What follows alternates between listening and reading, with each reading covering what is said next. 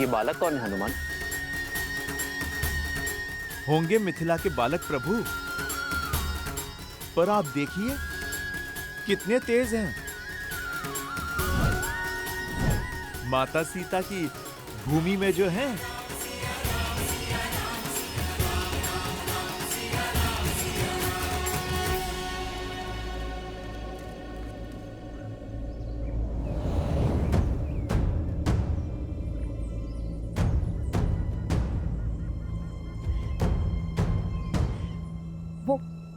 वो छिद्र बहुत ही छोटा है, हम उसके भीतर जाते हैं। वहां सैनिक प्रवेश नहीं कर सकते। चलो। कुछ जल्दी आओ।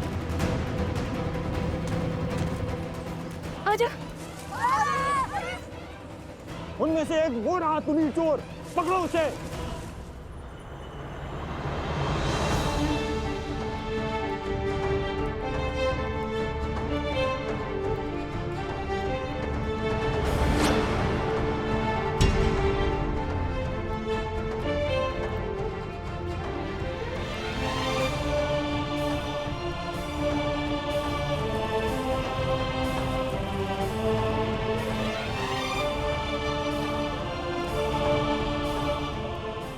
रहने दीजिए महाराज।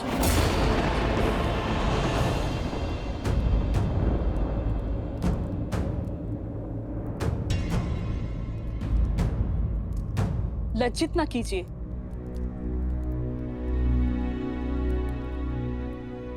मेरी धर्म पत्नी की चाची श्री हैं आप, मेरी माता समान, और अपनी माता का सम्मान करना पुत्र का कर्तव्य होता है। वो कर्तव्य, वो धर्म मिथिला के जमाता पुत्री सीता के पति का था।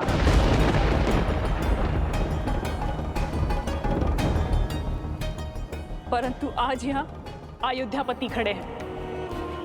वो अयोध्यापति जिन्होंने धर्म की स्थापना के लिए मेरी पुत्री सीता का त्याग कर दिया। बस चंद्रभागा, बस कर।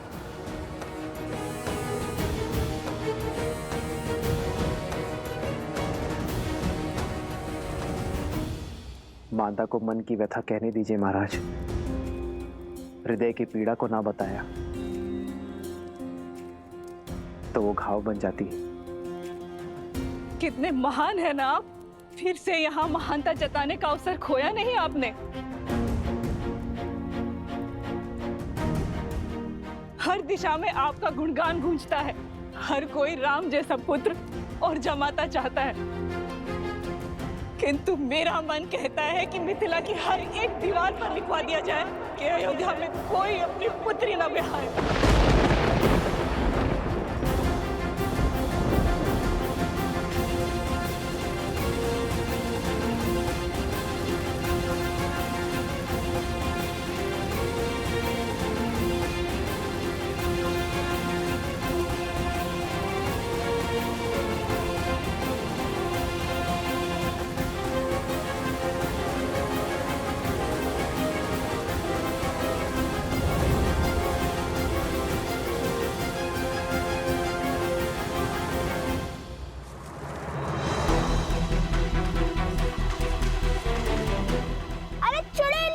हे प्रभु, ये तो हमें रस्सी की भांति खींच रहे हैं। महादेव! सत्यमेषां कृणोति धर्मं यम आयु कृणोति। सत्यमेषां कृणोति धर्मं यम आयु कृणोति। भैया माना आप महाज्ञानी हैं, किंतु समय और स्थिति देखकर तो श्लोक पढ़िए। सत्यमेषां कृणोति धर्मं यम आयु कृणोति। वैसे कहा क्या है? अर्थात जो सत्य के साथ खड़े होते हैं, सत्य होते हैं, उनके सभी कार्य शुभ होते हैं। उपगुरु स्वयं को संबल दे रहे हैं, समझे? उपगुरु ये श्लोक मत पढ़िए। जिस सैनिक ने आपको पकड़ा है उसका प्राण खींच लेगा ये मंत्र। कर्तव्य निभाते हुए सैनिकों की दंड देना। हम ऋषि कुमार हैं, इस श्लोक में बहुत शक्ति है। आंधियां उठने लगेंगी, प्रलय आने लगेगा।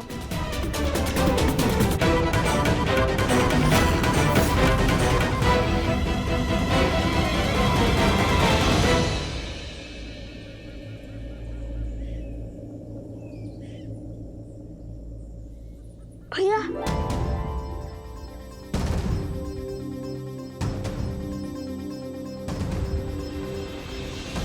क्या माता सुनैना भी इसीलिए नहीं आई स्वागत करने? वो भी मुझसे क्रोधित होंगी ना? वो अस्वस्थ हैं, चल फिर भी नहीं सकते।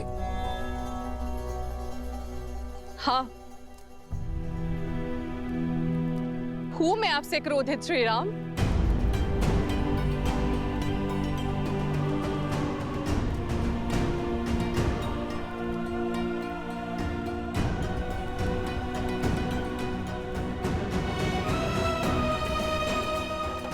सुनैना,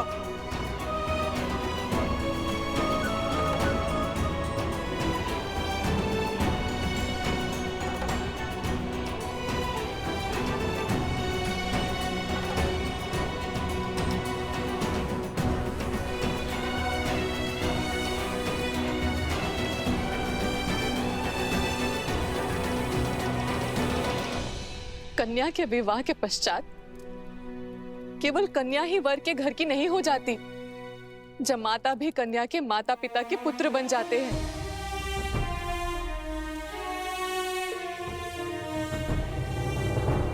मैं जानती हूं कि धर्म स्थापना के पद पर निकले पथिक को घर परिवार की सुध नहीं होती, किंतु इतने वर्षों में अब एक बार तो हमारे द्वार पर आते राम।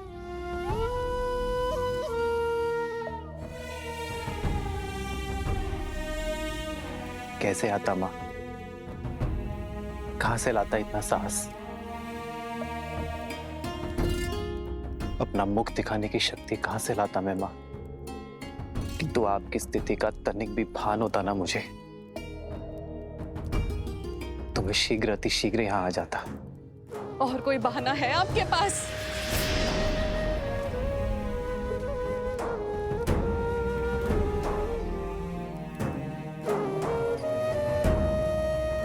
सीता और आपके विवाह के क्षण मुझे लगा था कि महादेव ने स्वयं आपको भेजा है, किंतु आपने मेरी पुत्री को त्याग कर मुझे अत्यंत दुख दिया है राम। और ये कतई महादेव की इच्छा नहीं हो सकती। बस करो सुनैना, बस करो। आपके पास अब भी कोई उत्तर नहीं है ना?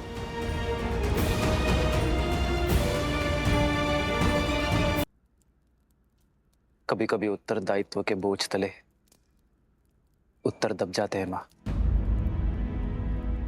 कुछ दाग ऐसे होते हैं जो सदियों तक नहीं मिट पाते।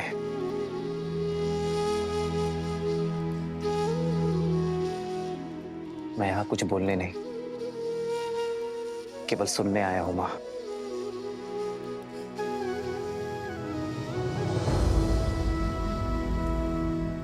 एक माँ के मन का भार उतारने आया हूं मैं माँ।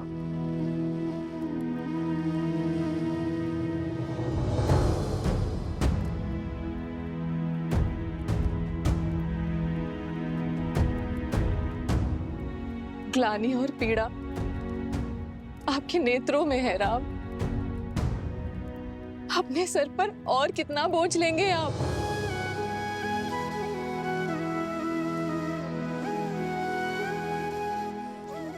धन्य है आप जो स्वयं के पक्ष में आपको किसी प्रमाण की आवश्यकता नहीं है।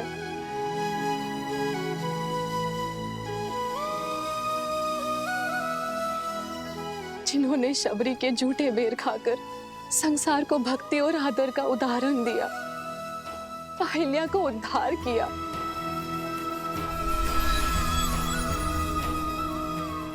ताड़का को मोक्ष दिया,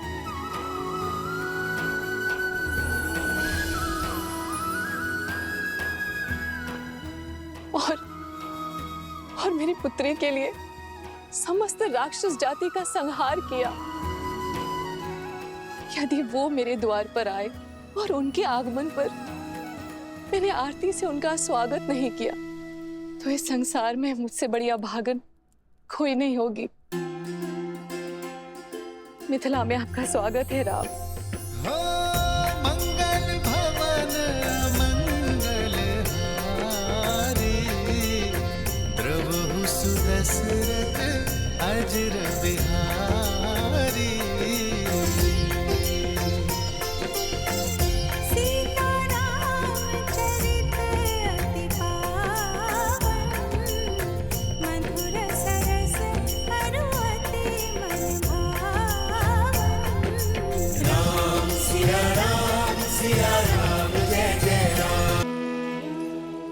ये तो वही स्थान है जहाँ देवी सीता, नहीं, माता सीता और प्रभु श्री राम मिले थे।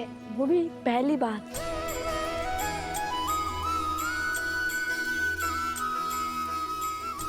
हे माता गौरी, हमें एक बार, केवल एक बार माता सीता और प्रभु श्री राम के दर्शन करवा दीजिए।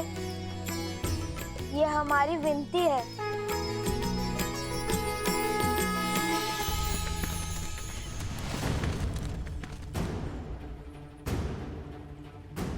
भैया, वो विनती करना भूल गया था।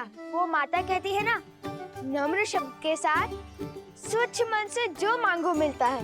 तुम ना, चलो अब।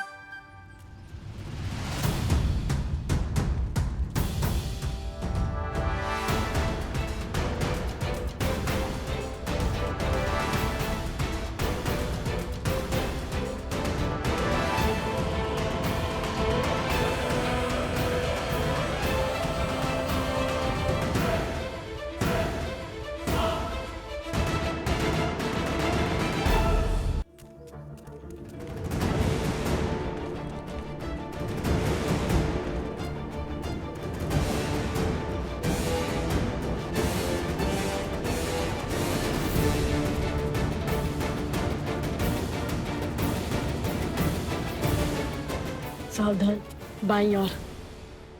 अरे प्रभु श्री राम!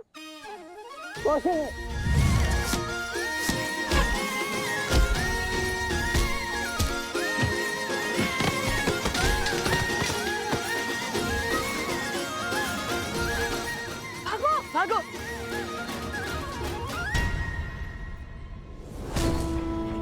बल और बुद्धि दोनों के धनी है। पर बेचारे कितने दुखी होंगे जब अपने आराध्य श्री राम का सत्य जानेंगे। सिया राम की कहानी दर्द से भरी प्रेम कहानी।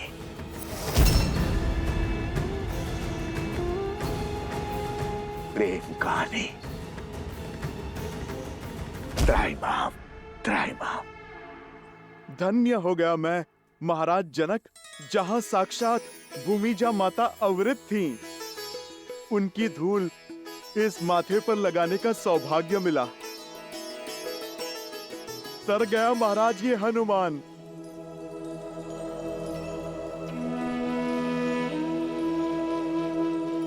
धन्यवाद तो मुझे आपका करना चाहिए। आपने दुख के भवन में डूबी मेरी सीता को तब संभाला था जब आस का हर दिया बुझने जा रहा था। भक्त से पुत्र बन गए आप उसके। ये तो प्रभु की लीला का फल है महाराज। इनकी भक्ति ने एक मरकट को महावीर और माता के प्रेम ने पुत्र बना दिया। मैंने सुना है अयोध्या में अश्वमेध यज्ञ का आयोजन होने जा रहा है। ये राज्य वृद्धि का उचित मार्ग है। उद्देश्य राज्य की नहीं, धर्म और मर्यादा की वृद्धि है महाराज। वो मर्यादा जो जीवन के हर क्षेत्र, हर पड़ाव में चाहिए, फिर चाहे वो बलिदान हो या भोग विलास। मर्यादा मनुष्य का अभिन्न अंग है, जीवन के संतुलन का आधार है। भविष्य के सुख के लिए आज संसार को धर्म और मर्यादा का पाठ पढ़ना होगा। जगत में जब तक धर्म और मर्यादा का प्रसार नहीं होगा, तब तक राक्षसी वृत्तियां बढ़ती रहेंगी। राक्षसों का बल मानव ही तो है। अश्वमेध यज्ञ से अयोध्या समस्त संसार में धर्म और मर्यादा का प्रसार करेगा, राक्षसी विचारधारा का अंत करेगा। महाराज की जय हो। कहो कुशाध्वज। सैनिक। महाराज, 4 बालक ऋषि कुमार का भेष धरकर नगर में घूम रहे थे तो वो चोर। ये आपका तुनीर चुराकर भाग रहे थे। आपका तुनीर तो मिल गया है, शीघ्र ही सैनिक उन्हें भी खोज लाएंगे। ये कैसा अनर्थ कर दिया तुमने कुशाध्वज। बालक चोर नहीं है, वीर है वो। ये तुनीर मैंने स्वयं उन्हें अपने हाथों से दिया है।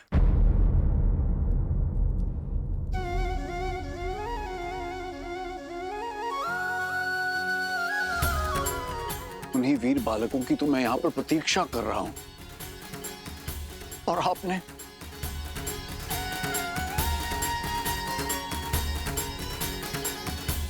अपने सैनिक लेकर जाइए और उन बालकों को खोजकर सम्मान पूर्वक मेरे पास लेकर आइए। जो आज्ञा महाराज।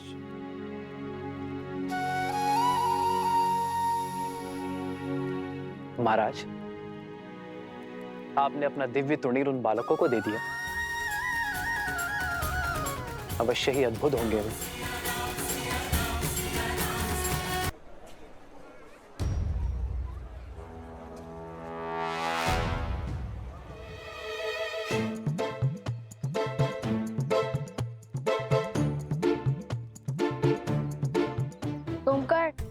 सोमकर, हाँ, हमारे स्पर्धा जीतने तक इससे काम चलाओ।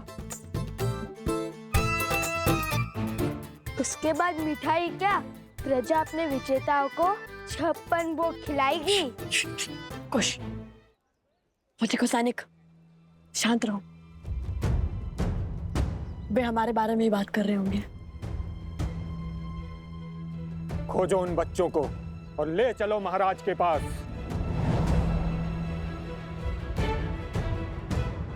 भैया, कहा था ना, तुनीर इतना साफ मत कीजिए। यदि मलिन होता तो किसी को कुछ पता नहीं चलता।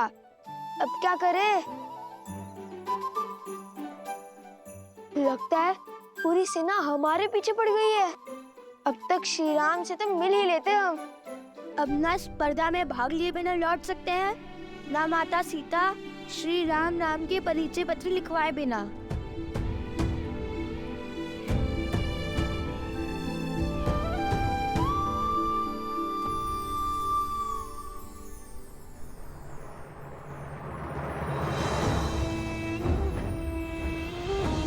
लकड़हारी,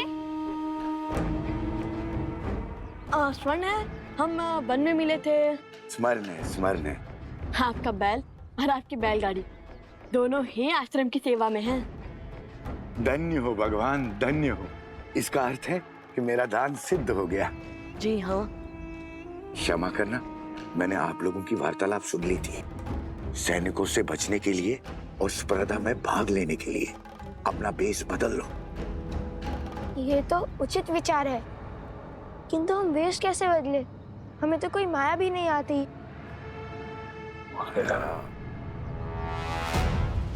अरे देखो, वो रहे, पकड़ो उन्हें।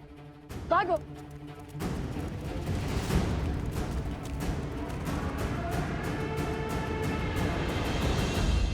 लवकुश, बड़े ही मधुर नाम है और अद्भुत प्रतिभा के धनी जान पड़ते हैं ये बालक।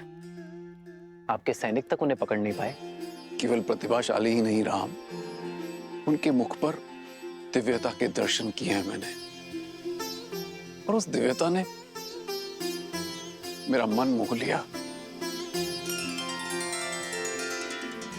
कोई साधारण ऋषि कुमार नहीं है, बल्कि साधु और शासक का अनूठा संगम है। हर माता अपनी संतान को ऐसे संस्कार नहीं दे सकती, और वो भी तब जब सर पर पिता की छाया ना, तब तो ये कार्य और भी अधिक कठिन हो जाता है। जानते हैं, जब मैंने उनसे उनके पिता का परिचय मांगा तो उन्होंने क्या उत्तर दिया? उन्होंने कहा कि उनकी माता ही उनके पिता हैं। बस